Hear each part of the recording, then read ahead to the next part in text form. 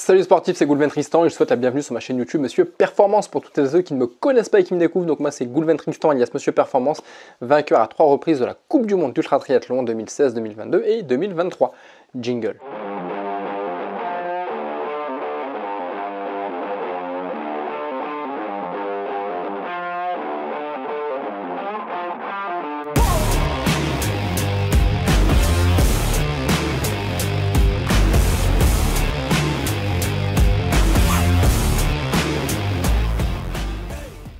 Pourquoi des distances toujours de plus en plus grandes en ultra-endurance, ultra-trail, ultra-triathlon?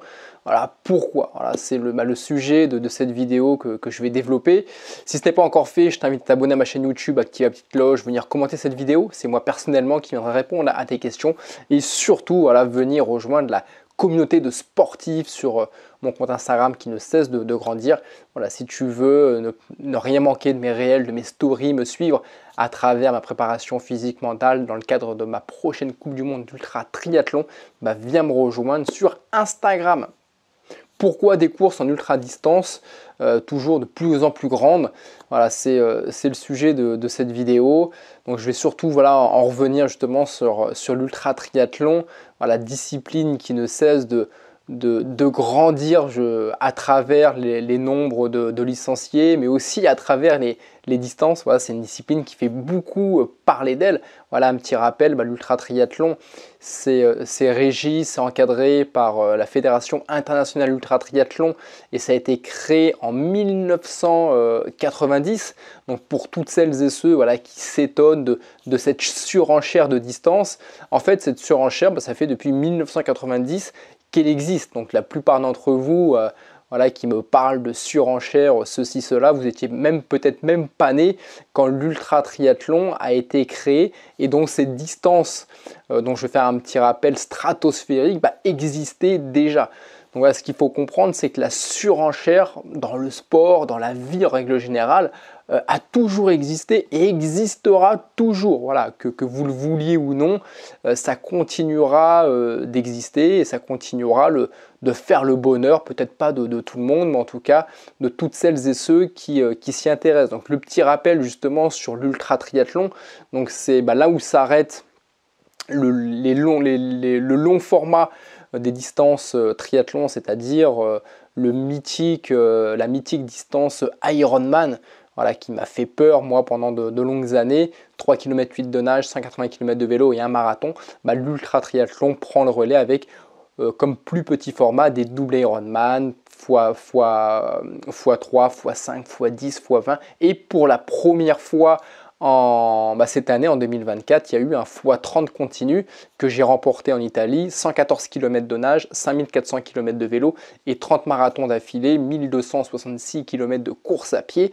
Et pour 2025, alors le programme est partiellement sorti, mais il manque encore 3-4 compétitions au programme qui devraient être validées ou non dans les semaines à venir, mais on parle d'un quadruple DK Ironman pour 2025, donc un x40 les distances de l'Ironman. Alors comme je ne me suis pas familiarisé encore avec ces distances-là, je crois que c'est 142, je vais faire les calculs avec vous, je crois que c'est 152 km de nage, c'est bien ça, en vélo, donc 180 km, donc les distances de l'Ironman x 40, on sera à 7200 km de vélo et 40 marathons, c'est 1688 km de course à pied. Donc ça, c'est le projet de la Fédération internationale ultra triathlon de mettre ça au programme, de changer aussi son règlement qui s'arrêtait au x30.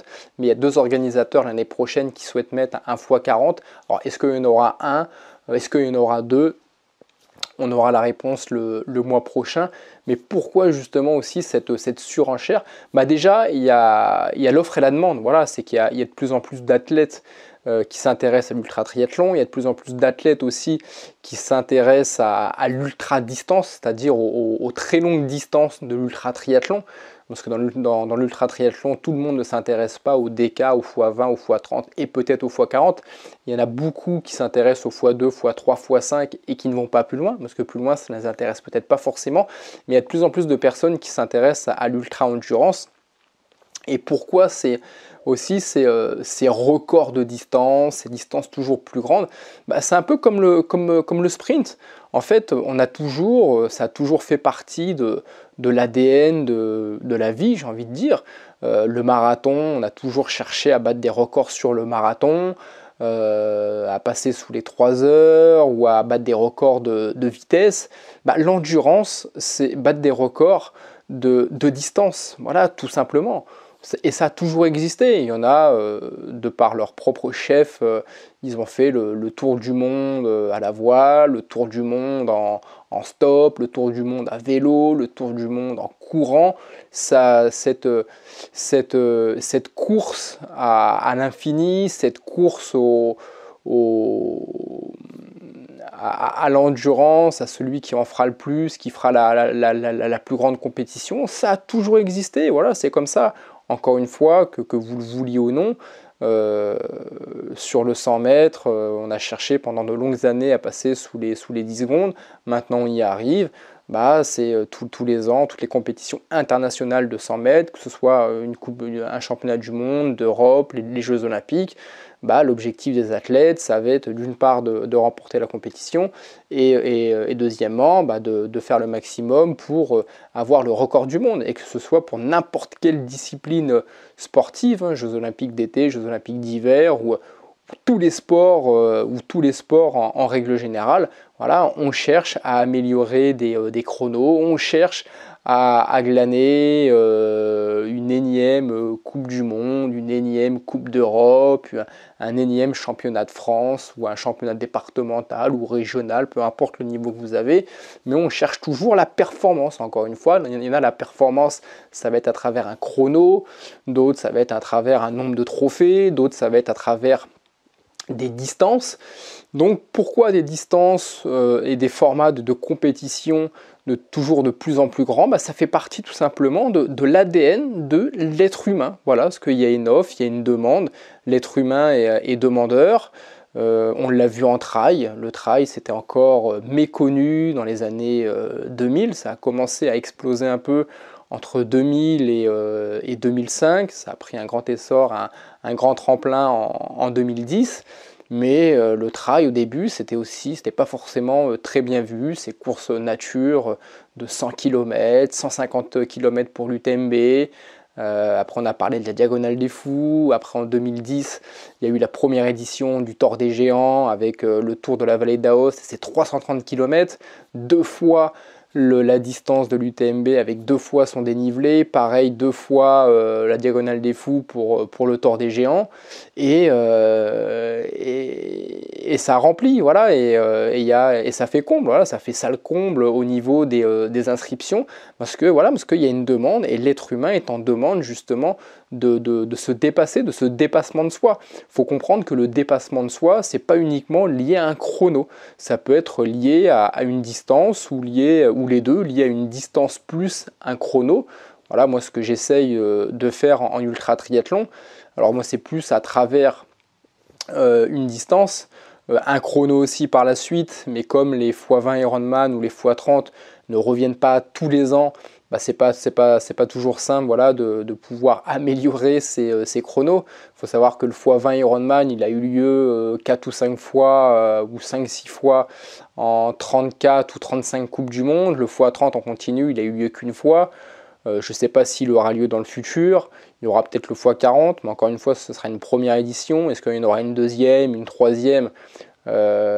C'est pas sûr, donc c'est pas toujours simple de pouvoir se dire bah tiens, je vais améliorer les chronos d'un x20, d'un x30 ou d'un x40. Donc l'objectif, bah, ça va être de le terminer, pourquoi pas de remporter la compétition comme j'ai pu le faire en Suisse l'année dernière sur un x20 Ironman en continu ou cette année en Italie sur un x30 Ironman en continu. Mais pourquoi des courses toujours plus grandes? Parce que voilà, c'est exactement le même principe que celles et ceux qui veulent battre des chronos, voilà, qui font la course au chrono, qui font la course à la performance liée à un chrono. Bah, il y a d'autres athlètes, et il y a beaucoup d'athlètes qui font la course à la performance au niveau de distance ou à travers des sommets. Voilà, il y a eu l'ascension du Mont Blanc il y a très longtemps de ça, où il y a le premier alpiniste qui a gravi le Mont Blanc. Après on s'est dit bah, pourquoi pas l'Everest. Et voilà, c'est l'être humain qui est, ça fait partie de son propre ADN de toujours voir plus grand. Alors est-ce que c'est dangereux? Je vois beaucoup de personnes qui me disent mais c'est n'importe quoi, tu vas avoir des problèmes, tu vas mourir, tu vas au carton. Bah non, non, non, en fait il faut comprendre que plus on va dans l'endurance, moins c'est dangereux pour la santé. En tout cas, moins c'est traumatisant pour le corps. Mais je vous ferai une vidéo justement qui développera ce sujet. Moi, pour exemple, le x30 Ironman que j'ai fait il y a le mois dernier, deux jours après être devenu finisher et vainqueur de cette compétition, je reprenais un rythme normal. Et 3-4 jours après, j'étais rentré chez moi en région parisienne, je reprenais le travail, je reprenais ma vie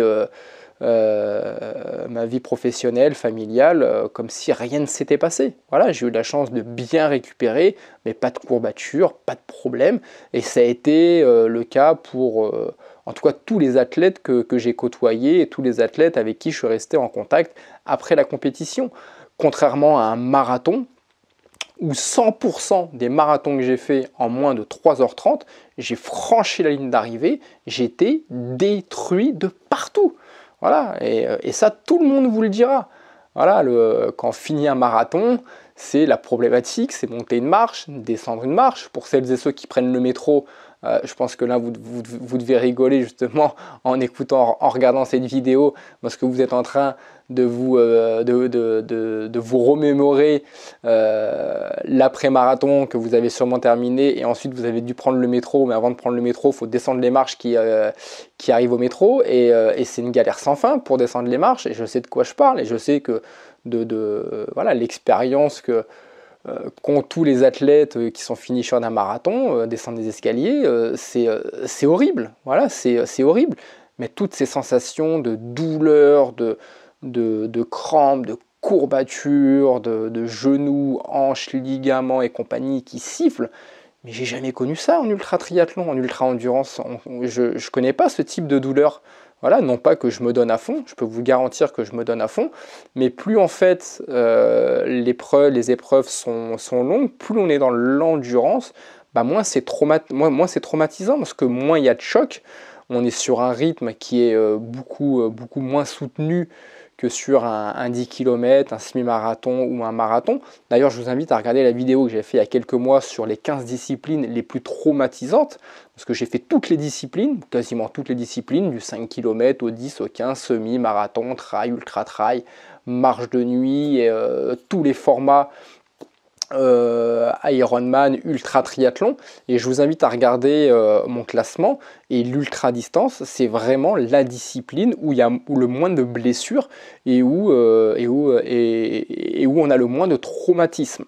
Donc voilà pour avoir fait un petit focus justement pourquoi des distances de plus en plus longues, tout simplement parce qu'il y a une demande, parce que l'être humain, ça fait partie de l'ADN de l'être humain, de se dépasser, de se surpasser, de côtoyer l'impossible, d'apprendre à mieux côtoyer son corps, de faire qu'un seul avec lui et de voir ce qu'il est possible de faire.